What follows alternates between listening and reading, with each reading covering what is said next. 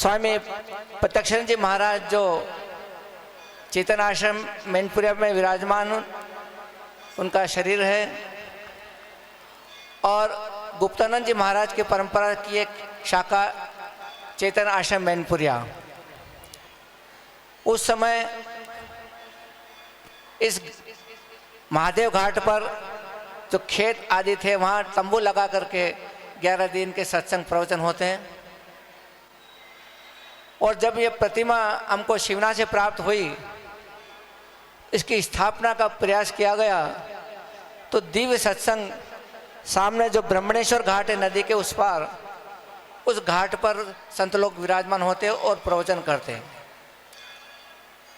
जब इस मूर्ति की स्थापना हुई तो स्थापना ये मार्गशीर्ष महीने की पंचमी तिथि जो 9 तारीख को आएगी, पंचमी के दिन आज 64 साल पूरे होकर 65वां साल चल रहा है। तो 65वें वर्ष के उपलक्ष्य में हमारा प्रयास रहा है, भगवान की कृपा, संत महात्माओं का आशीर्वाद कि वही परंपरा को पुनः प्रारंभ की जाए और दिव्य सत्संग का आनंद भक्तों को मिले, भजन कीर्तन आदि के माध्यम से, और संत महात्माओं के दर्शन भी हो सके। उसी श्रृंखला में भागवत विचार संस्थान एवं आयोजन समिति ने ऐसा बीड़ा उठाया है और पशुपतिनाथ प्रबंध समिति के से मिलकर इस आयोजन को प्रारंभ करने की रूपरेखा बनी।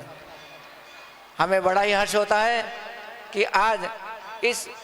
पशुपतिनाथ मंदिर के इस प्रांगण में परम पूज्य रुद्रदेव जी त्रिपाठी जी,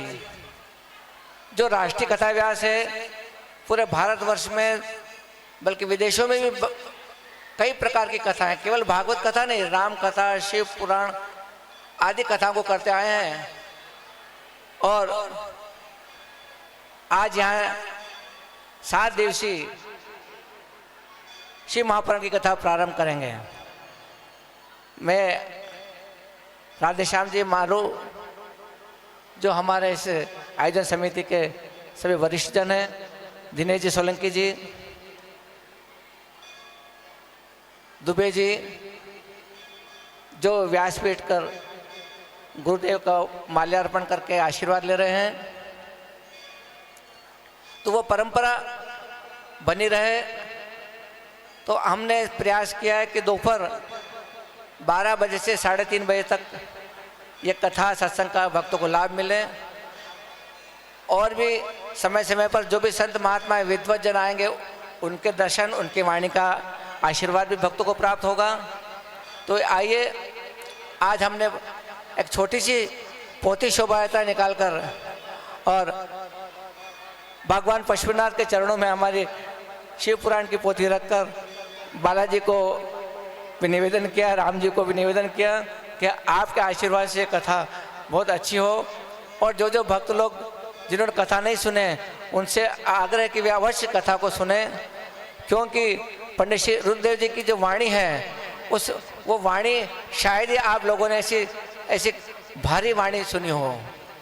शास्त्र के ज्ञाता हैं, पढ़े लिखे विद्वान हैं, इसलिए मैं सभी भक्तों से आग्रह करूँगा कि वे समय समय पर यहाँ पर कथा का लाभ लें।